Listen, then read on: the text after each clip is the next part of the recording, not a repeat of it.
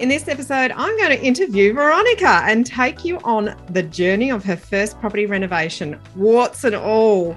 And there are plenty. Today, we're talking about Veronica's first renovation journey. She got a lot of things right and a lot of things wrong, so we can all learn from her lessons. Welcome to Your First Home Buyer Guide, the podcast for first home buyers who want to get it right. I'm Meighan and that was Veronica. We're both buyer's agents and probably old enough to be your mums. But that's a good thing because between us, we've got over 40 years experience and we are going to share with you bucket loads of stories about avoidable mistakes. Together, we're going to make sure that you get unbiased and real information that you can rely on so you can get where you want to be without missing a step. Now, we've got loads of great tips for you in this episode, and if you'd like more useful tools, head over to the website homebuyeracademy.com.au. There you'll find free checklists that you can download, a free mini course on how to price a property, and our Where to Buy workshop for only $39. Priceless stuff, really. Bargain. But before we get into the interesting stuff in this week's episode, here's the boring bit, the disclaimer. You, of course, know that nothing in this podcast is to be taken as personal advice. We always recommend getting the advice of an expert in their field of expertise. Now, we've done our very best to ensure that the content is correct at the time of recording, but things change. So check with the relevant government authority or your advisors to get the most up-to-date information.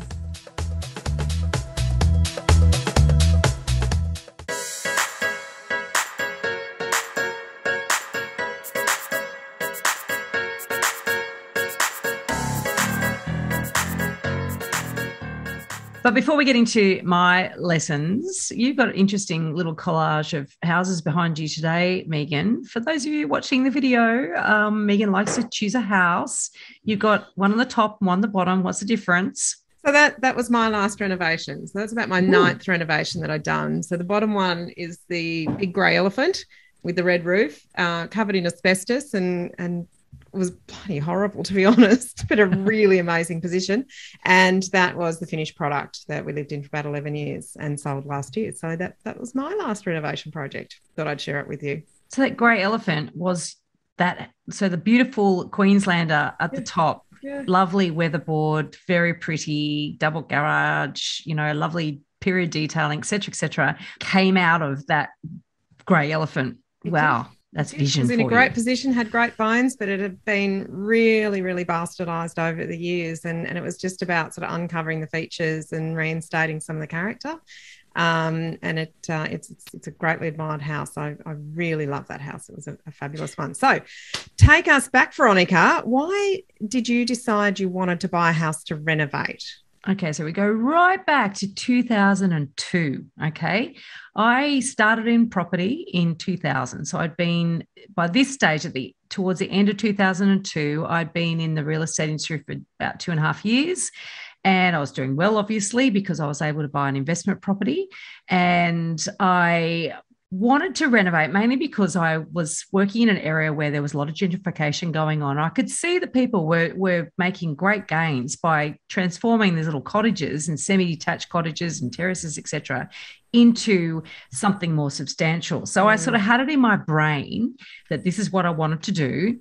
And I got finance and I had a cap of $500,000. That was my limit. Everyone would dream of that now, but we are talking a long time ago. And, I went out looking for the property to do that to, right? And that's the reason. I had no skills in renovating. Mind you, my partner at the time was a builder, but he wasn't the type of builder that literally hands-on, strap on the tool belt. He had a construction company. So, they built office blocks and industrial units and stuff like that. So very different style of very building. Different style. And in fact, whilst I did sort of talk to him about this idea, I was full of can-do attitude, put it that way. I wasn't necessarily full of You are no shrinking violet. no shrinking violet. Didn't necessarily have a great handle on what was involved. I did make a couple of mistakes in the purchasing side of things. Now, bear in mind, I was a sales agent at this point of time. And so I had this belief that I definitely do not have now, which was, all property is fine as long as you buy it at the right price, right? I also did not fully appreciate why you needed to do all your due diligence, which is something that you and I talk about and teach in your first home buyer guide. And I was hell bent on trying to time the market. Now, how often do we get asked, is now a good time to buy? When should we buy? Oh, just about every other day, I think. Every time we run a workshop, every time we have listener questions, every time we have people who run into us at a barbecue. Yep. So it's like, where to buy? Number one question. Second one, should I buy now? Is now a good time? Is now a good time? And there's an answer for that is, well, you buy when you're ready and you buy when you find the right property. But I was hell bent on trying to buy before the end of the year because I'd been through 2 cycles by this stage, in terms of our local area. And every area has a cycle, an annual cycle, right? So I've been through 2 seasonal cycles, but they're not market cycles. Yeah, exactly. So I thought I knew it all because I'd seen 2 seasonal cycles. And I knew that basically the property market slows down in spring and there's lots more stock. There's, compressed price growth. There's less competition. And I wanted to take advantage of that. But what that actually meant that I had a bias towards buying for the right timing rather than buying the right asset. And so I did buy a property that, did okay for me over time. It was a semi-detached house in a great street, right? And it was probably the worst house in the great street. But buying the worst house in the great street isn't always the best. Actually, it was the second worst house. It's not always the winner. It's the second worst house. It was the second worst house because the worst house was next door. And the worst house came to bite me in the bum. There's a story there. It came to bite me in the bum when I went to sell it. But anyway, that's for later on. So the mistakes that I made is that I was trying to be clever and time the market rather than focusing on the actual asset itself. And I did okay, but I could have done better. And the other mistake was that I did not properly do my due diligence. I didn't even know what I needed to know. And I was a sales agent, thought I knew it all. Oh, that's such a classic, isn't it? Because, and that's, I guess, the basis of us even putting together your first home buyer guide was you don't know what you don't know. So there you were, you're actually in the industry. You'd been a sales agent for 2 years. You'd watched 2 seasonality cycles, but actually hadn't been through any market cycles. It was all probably going the same direction in that whole time that you were selling, which was It was hot. Yeah, it was hot. It was hot at that point in time.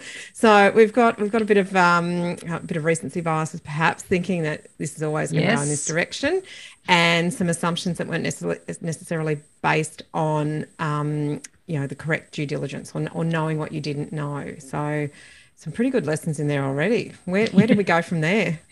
So you bought it. You've got it. I did buy it. I bought it at auction, and I was not deterred at all by the fact that was really nobody else bidding. It was before so no one else wanted it in a hot market. Yeah, we talk about that. Yes, it was easy to buy. It's hard to sell. That's it. It was a little too easy to buy. I mean, part of that was the market at the time. You did that seasonality, but yes, there were, as I said, there were some warning signs that I failed to take heed of. Now, I got the plans approved, so I went and got an architect involved. I got the plans approved to do what I wanted to do. Actually, that process was a lot easier than I anticipated. There was a reputation of that local council was pretty fierce, and so I really sort of girded my loins and expected it to be a lot harder. So that was actually relatively easy, and potentially because I didn't get any objections from the neighbour next door that I mentioned earlier, but other people who are a bit more house proud might have objected and might have made my pathway to approval a little bit more difficult. But in that process, so were the owners living there? Well, the house next door was it's public housing. It's the only public owned house in social housing. The only socially owned house in that street. And I don't necessarily have objection to that.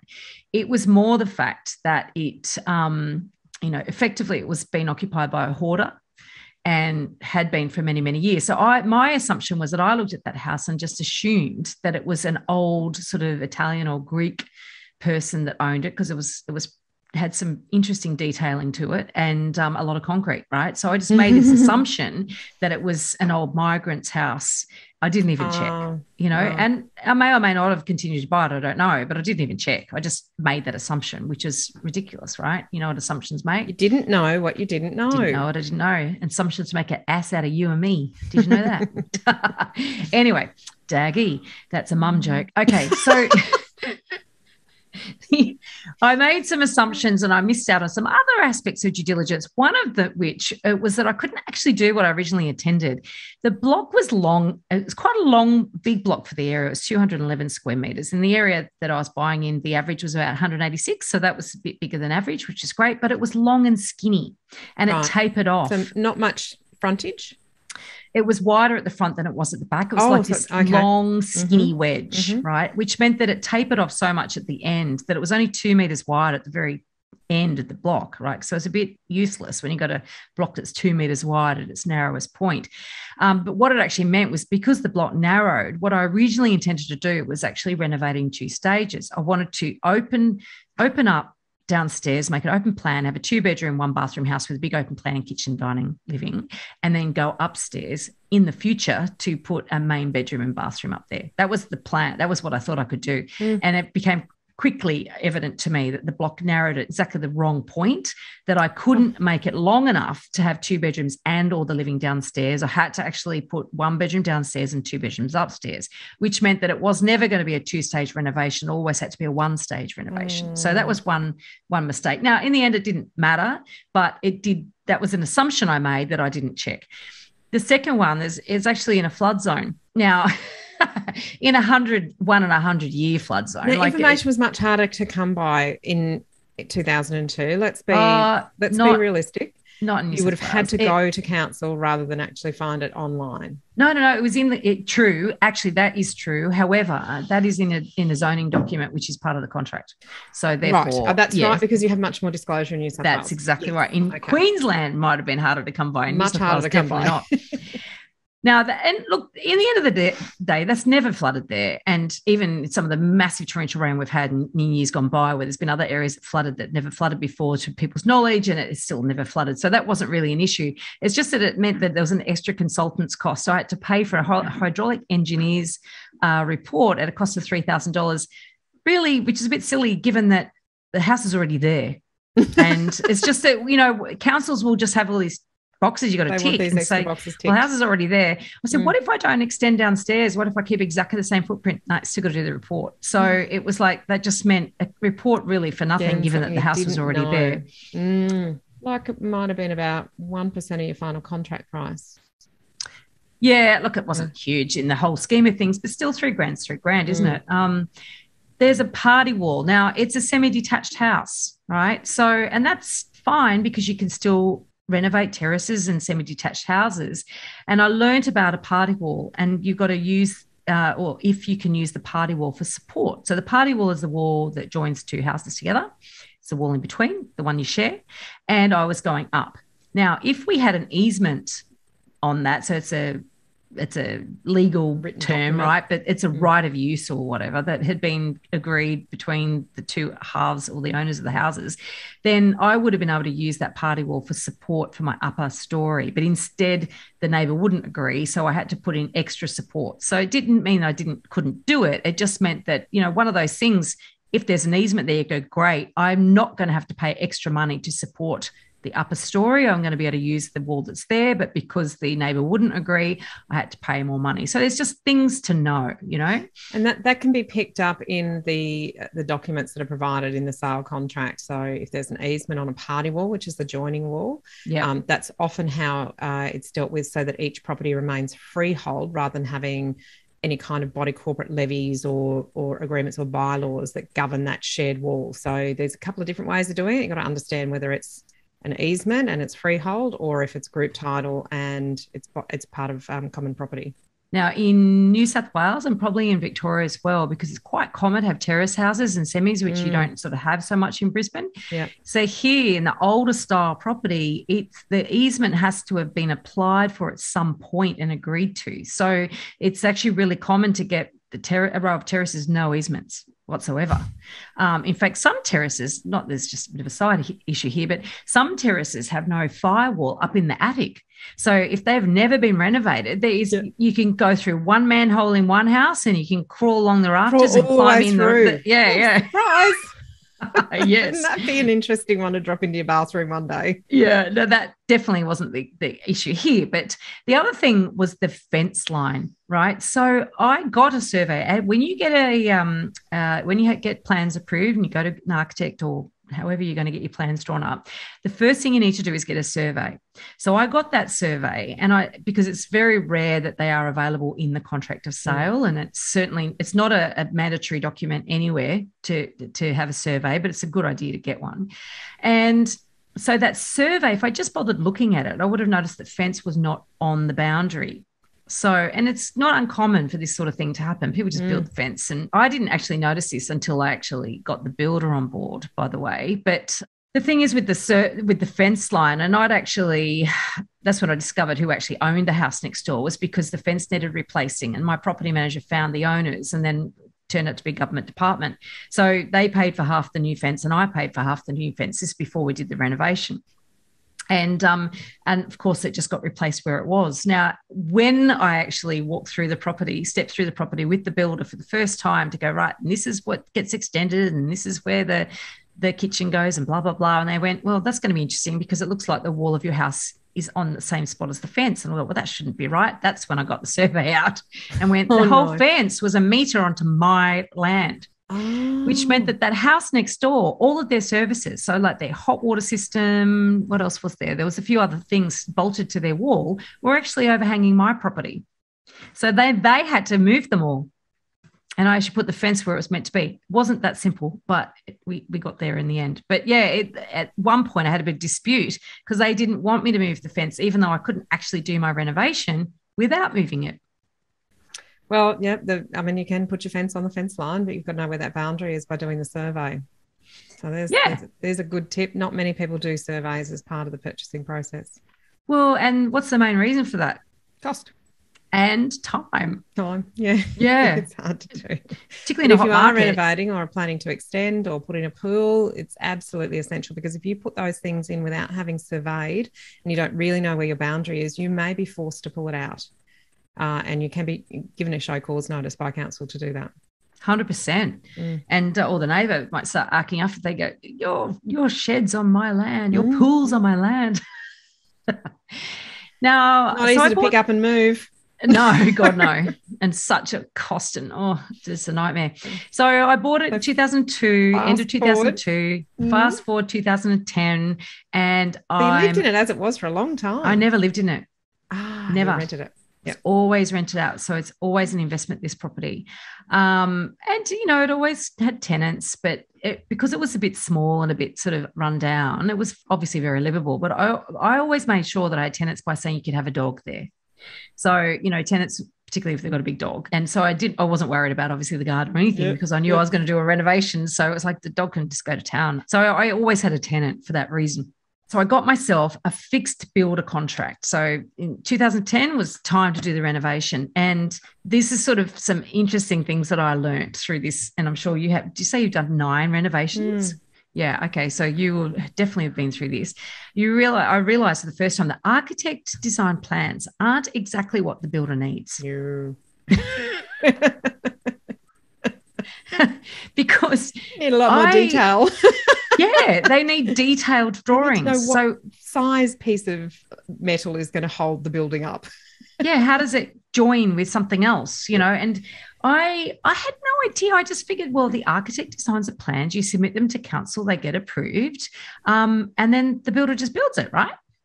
No, not right. And so, but to get seriously detailed plans drawn up, that costs a lot of money. And my builder said to me, you don't need to worry about that. I can sort that out. And now I didn't know any better. So I went, okay. Now I'm lucky that guy could build. So the front room upstairs, it was sort of it was sort of built into the roof line. So there was some odd roof angles. Yeah. And and he was really proud of himself because he had to build into these odd roof angles with a nice ceiling and nice plaster work and all that sort of stuff. And he was really proud of himself. And he took me up there and he said, "Oh, I just want to show you how I finished this off." And I was like, "Oh, yeah, so big Looks deal." like a roof. Yeah. What I hadn't realized until actually, some time later anyway, that actually I dodged a massive bullet there because I'm lucky that guy could build. If he couldn't build, and I've seen some examples now of where the finishes have been left to the builder's taste. Right. Yeah. And then the finished product is shoddy, like terribly finished, or just really they've had no care in it. So I was really, really lucky, but I did not realize how lucky I was until afterwards when I started seeing evidence of what could have happened. So there's a good lesson, and that is that the architectural plans often don't have enough detail, and you have to be working very closely. I manage my builders very closely, and you have to be working with them tightly enough that they know where they have scope to make decisions and where they do not have scope to make decisions, and where to actually talk to you about these types of things. Because had that builder looked at that odd ceiling line and gone, "I'm just going to put a sheet over it, I'm not going to work with these angles," you would have lost a lot of your ceiling height. So that's, and that's a vastly different product and outcome to someone who's taken a lot of time to actually work in with the arches or whatever it was that you had in that ceiling area. There are little things. I mean, I've since renovated 2 homes I have lived in, and even the conversations I've had with builders on those about finishing, like, I might have a stone finish on a step, for instance, and then there's a gyprock wall. Like, do you have a skirting board? Do you have a shadow line? Do you have how do you actually join these two? How do you want to finish it? Yeah. And these little detailing, they make an enormous difference. So as I said, I was lucky, but I didn't realize how lucky until afterwards. One thing also I didn't realize is how busy builders can be. Now, they can have multiple projects. Yeah. And look, I got a bit of a deal here because he was a contact of my ex's, right? And so obviously my ex is in the building game, and he's actually put me in contact with this residential builder and I think it was a good deal. Like, in terms of my building contract, I think it was quite a good price. And, but the consequence for that, by getting sort of a fairly cheap in the whole scheme of things build, was that he had a lot of work on, which meant that it really took 3 months longer than it should have. And I would go just on site regularly and there'd be nobody there. Oh, that's so frustrating when you're doing a renovation, isn't it? Yeah. And time is money, and so they had so there was a bit of a false economy there in terms of me getting a cheaper build, but and I didn't hold them accountable to a time. And so that's really important. That a definite learning there. So some opportunity costs that are lost in that time process and the blowout of time frames. And if you don't have penalties in your construction contract, it can end up costing you money. So for you, with it being an investment property, that could have been lost rental income. Yeah. So 3 months worth of lost rental income. For people who are looking to move into the property, that may mean spending money on rent for a longer period of time than you'd actually budgeted for. So it can blow out your feasibility and eat into your contingencies really quickly if timeframes aren't managed or you don't have penalties in your contract. Exactly right. The other thing that I didn't do, I mean, and this, I don't know, I may have missed it, there's little details. So there was a mistake made by the architect, and what that was, there's different door widths, right? So you can get a 600 mil wide door, 700 mil, 8, even up to a meter, right? Well, in the laundry, so downstairs there was a laundry. You walk through the laundry to get to the bathroom, which is quite a common sort of configuration. And the door leading into the laundry was only 600 mils wide. Now, how wide's a washing machine? It is 600. Yeah. That's not fitting through a 600 door. No, I didn't notice it. The builder didn't pick it up. Obviously, the architect made a mistake in the first place, because you would imagine that you wouldn't deliberately put the door, make the door too small. Door fit the space, not thought about the practicalities of what needs to go through the door. Well, you could fit a bigger door there. I don't even know why a small door was even on the drawing. I think it just was a mistake. I didn't pick it up. Builder didn't pick it up. Builder just built it. And this is an example about, before the builder was really clever in terms of what they did with the roof line and this upstairs bedroom, but downstairs in the laundry, they just didn't apply any thinking to. They said, okay, just build it 600 mils wide. Yeah. Wasn't until I took the property manager through, and the property manager just took one look at it and said, tenants won't be able to get a washing machine through there. And I've gone, oh, no, you're kidding me. So surely, and they go, no, there's no way. And then that's going to be a problem. You are going to have a problem. So I had to go back to the builder, who was very unwilling to do anything, and it ended up cost me $4,000 to get a bigger door.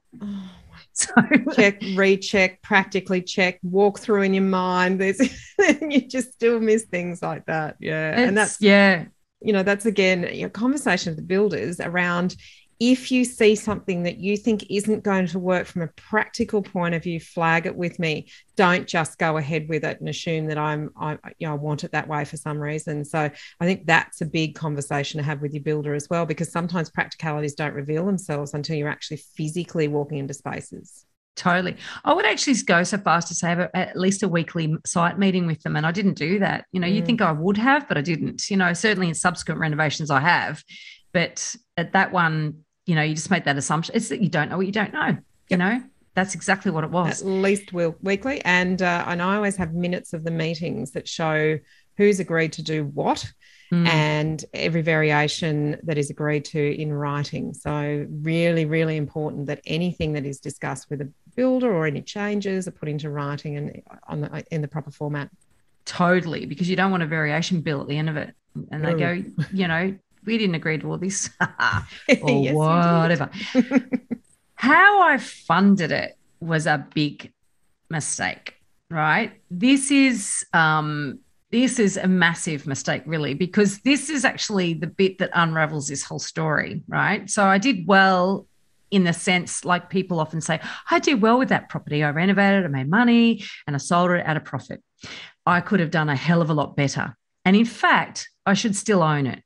Okay, so that's where the big lesson here is in not knowing what you don't know, not getting your support crew lined up. Like if anybody wants to know why they should spend $749 doing your first home buyer guide, this in itself would pay for itself, right? How I dealt with the process, I actually sold another house. So I did have my own home and I moved in with said builder partner. And, within the 6-year period of time, I sold that house that was previously my other home.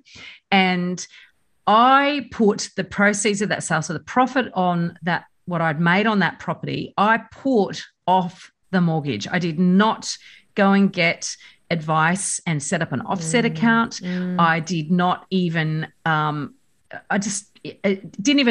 not know what I did not know.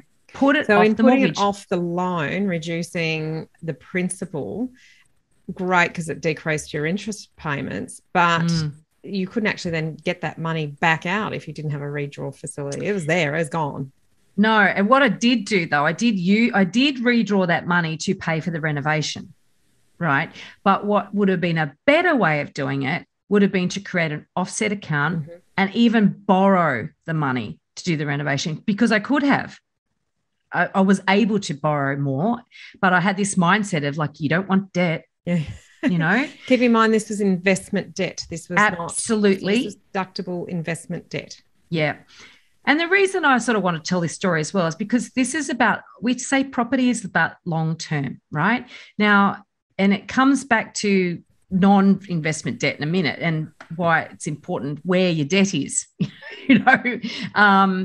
and it's a little bit complicated, I know, for a first-home buyer, but you got to fast forward down the track sometimes, because every decision you make now has consequences. So get it right now and you give yourself way better options down the track. Now, I've done well at a property, but I could have done better. And I think that's the lesson here.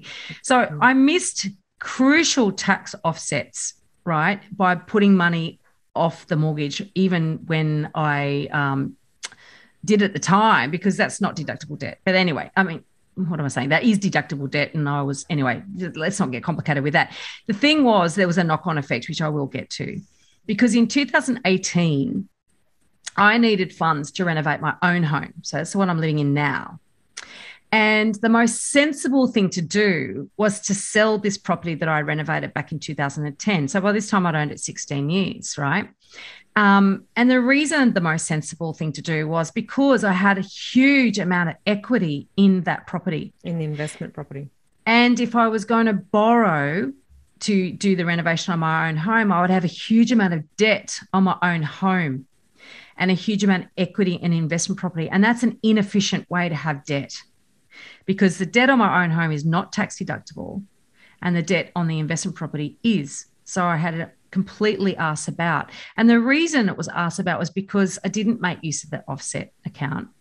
So you didn't know that you didn't know about mortgage strategy at the time. And anyone who's interested, we're not giving financial advice here. We're just simply opening your eyes to the options that are out there. But we did do an episode with David Johnston from Property Planning Australia, episode 9, that talks about mortgage strategy. So a lot more detail from an expert in his field in that episode. Absolutely. And it's so critical, because I think my accountant had a throwaway line at some point, oh, you shouldn't pay off the mortgage, but didn't actually explain to me why. I did not. And I'm like, why wouldn't you pay for your mortgage? That's ridiculous. You know, makes no sense. Learned the hard way. Now we know. And once you've done it, you can't undo it. And so I paid cash for the renovations instead of borrowing money.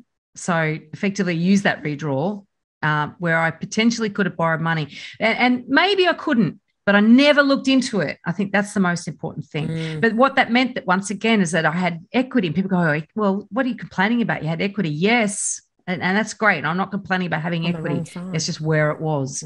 I didn't want all my borrowing to be on my own home, of course. But the other thing too, and what actually happened in 2016 and 17 was that lending policies changed following the Royal Commission into banking. Who would have anticipated that? Who knew that was coming? I know. And when it came time to renovate my own home, the banks basically went, you can't do it. You have already got too many borrowings.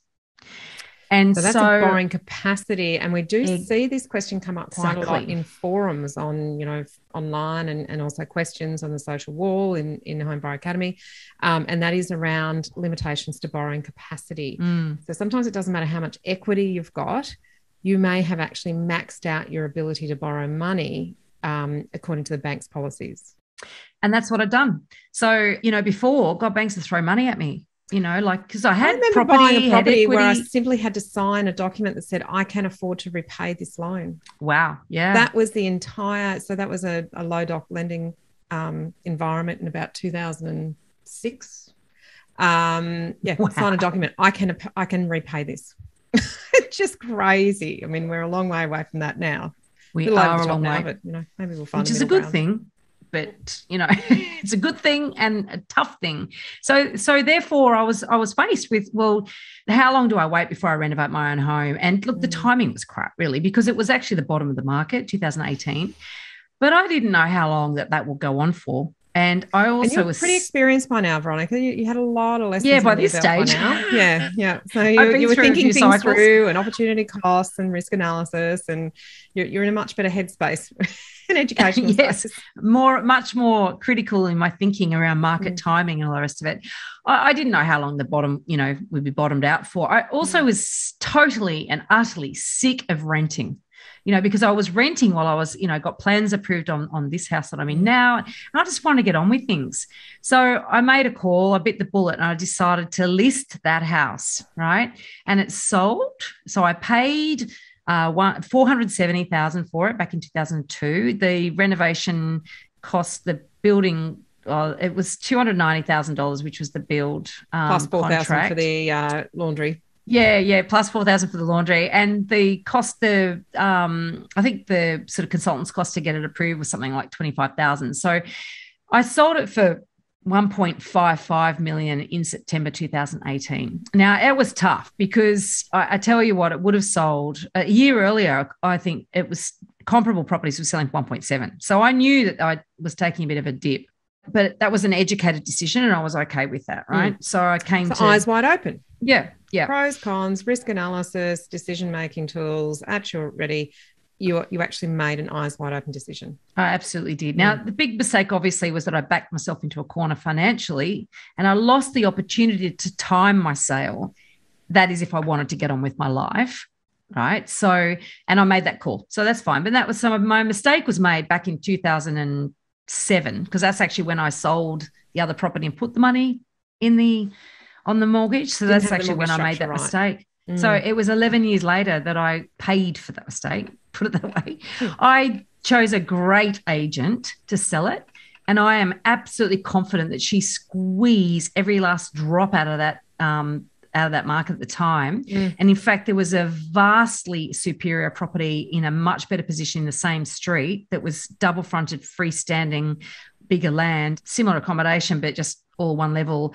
And that sold for only $45,000 more like 2 weeks earlier. And that was because that was not a great agent selling that house. So I made a great decision in my agent choice. And I sold at a time, though, when the market was being described as catching a falling knife. Oh. That is a tough market to be a seller in, and a great market to be a buyer in. A great market. So by October that year, I had the money in the bank and enough after my capital gains tax bill. So I obviously had to pay tax as well to pay for my home extension, which started in June 2019. Yay! I moved in February 2020, which is just before the in time to lockdown. Just in time to be locked in, which was fantastic. Because you had a nice house to live in. And I have a beautiful home now, absolutely beautiful home, and I'm not going anywhere in a hurry. But get this. You'll never believe it. And in fact, my agent rang me a year later and said, "You'll never believe this. But the person who bought your house has put it on the market and I'm going to sell it again." And I'm like, oh, okay. So market improved by that time. Market had improved by quite a lot. Any guesses for how much? I'm guessing a lot more. Yep. 1.77, so $220,000 more in a year. Months. Oh, that's pain. It still hurts a little bit, I have to say. But mind you, build prices have gone up, I think. You made the decision at the time to do something that was, it's like going through divorce. You make decisions at the time that are right for you. When you look back and think, geez, wish I'd been able to hold on to that one. Yes. In fact, now I keep thinking, wow, what would it be worth now? Only, a little bit later. But do not think about that. I've reinvested that money in property, of course, and in a much more tax-effective way. But the moral of the story really is that you don't know what you don't know, as Meighan is wont to say you are many, many times. Mm-hmm. So you've got to get good advice. You've got to find out what you don't know. And I think the worst thing for me, being a real estate agent at the time, was that I knew just enough to think I knew enough. Dangerous. Way more dangerous than knowing I knew nothing. Well, they always say an expert is simply a person who has a collection of experiences and mistakes that they can share with somebody else. And here you are with a massive collection of, and we both have made, my first property that I raised up and built under, I didn't put the termite barrier in. So I couldn't actually finish the renovation. So, it's a bit of a no-brainer. Not too bad on your side of things. Again, that was 1998 and it was way before I was in property, didn't know what I didn't know. But then we've got this collection of experiences and mistakes that we can share with people that at least opens your eyes to say, oh, before I jump in and do this, I wonder if there's something else I need to know, if there's more information I need to collect, if there's more due diligence I need to do. Is there a better way? Is there an expert in this particular lane, this piece of information that I need that I can talk to that will tell me about the options? You may still go in the same direction, but at least you've looked at everything from every angle and said, yeah, this is the best option for me. Yeah. Given the pros, the cons, the compromises and so forth that you've always got to make when you're buying property. So I think this is such a wonderful case study because you learnt a lot along the way, but you had some information, you had some knowledge, you were in the industry, but you were quite green in the industry at the time. And as you say, a little bit of knowledge is often more dangerous than none because you think you know it, but you don't know what you don't know. So thank you so much for sharing that with us and being open and honest with everything that you learned out of that. And, that's always you. You're very forthright and open and you call a spade a spade. So I think there's a lot of things that people will take away from this, not just from a renovation point of view, but actually from how do you think about property, not just for today, but for the long term? And what are the impacts that the decisions you make today might have on the long term? Yeah. So there's good and bad in this, in the sense, missed opportunity. And certainly it did its job in terms of made money for me and gave me the opportunity to renovate my home and all the rest of it. As I said, my big message is it could have been better had I only knew what I didn't know and got good advice along the way. So hopefully you can take a lot out of that. And I would encourage anyone who's thinking about renovating. We did an interview with Rebecca Morgan, no relation, a couple of months back. Episode 48 on how to look at buying to renovate. Your first home when you're renovating. So go and check that out. In this episode, we've covered a very small part of our 10-step online course for first home buyers. If you would like to learn more about the process and how to buy without making a mistake, then head over to our website, www.homebuyeracademy.com.au. Don't forget to subscribe to the podcast so you won't miss an episode. And if you like what you've heard today, please give us an iTunes review. 5 stars would be wonderful. It will help others find us as well. Thank you for joining us. We hope you found this really useful. And if you have, please share the love with others who you know are in the same boat. We'll be back next week with some more priceless stuff.